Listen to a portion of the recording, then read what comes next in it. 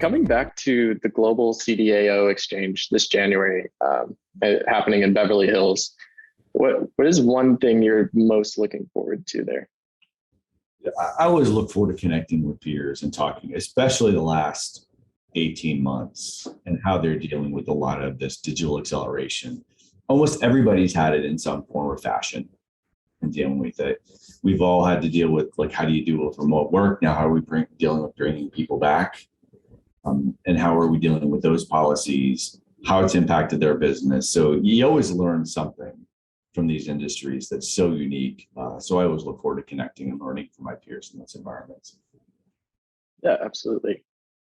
It's also, great to get back in person and have those face-to-face conversations where, much of what we've been doing is digital lately. But, real people talking about real problems and real solutions. So I also heard something about a data fight club that you are going to be participating. First, just for me and for the audience, could you briefly describe what that entails? And then second, which topic would you most like to fight another data leader on? And anyone in particular you'd like to invite into the ring with you? I feel compelled in today's environment to say that it's not a physical altercation. Not. And obviously we can talk about it. So it's not a true fight club. But the concept is, let's bring together two professionals to really pick sides and debate on something that's out there in our industry today, where there may be opposing views in a compelling way. So I think the first one was done down in San Antonio this year, and I've seen it before other places. So it should be a lot of fun to go do. I'm personally trying to go some peers into doing it. I'm trying to go with Mark Schaefer at Disney and seeing if he'll come down, a mentor and friend of mine, to debate some subjects. But if not, maybe somebody like Andy Walters from SJW, a former P&G exec. But we can do a lot of fun things, I think. And there's so many right now out in our space. Centralized versus decentralized analytic structures are always one that people will go back and forth on, and different hybrids. The concept of DevOps versus data engineering, data scientists versus data engineers. Again, it's one of those people, if you say, well, what's the difference? You ask somebody, they're very like, well, it's this, until you turn to the next person, like, no, it's this. And how you describe it and the evolution. So those are two fun ones I think we're bouncing back and forth that people might find interesting, hearing both sides of that discussion in a well-articulated way.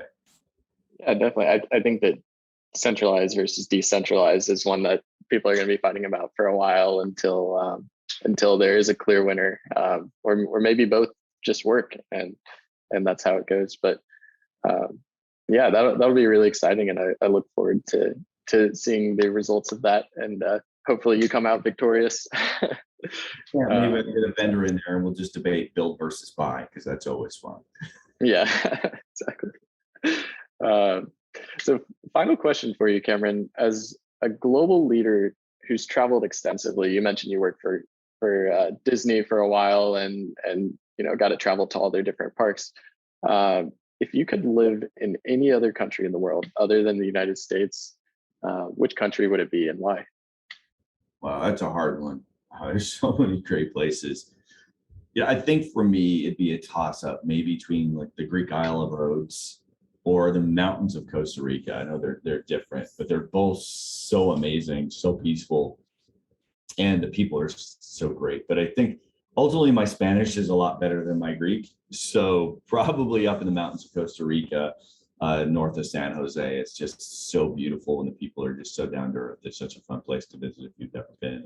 I highly recommend it. Yes, I've actually been to that region and that part of Costa Rica specifically, and I can confirm it's just a beautiful place, and the people are amazing, and just so much wildlife and greenery, and couldn't be a bad place to retire. So not a bad cost of living either.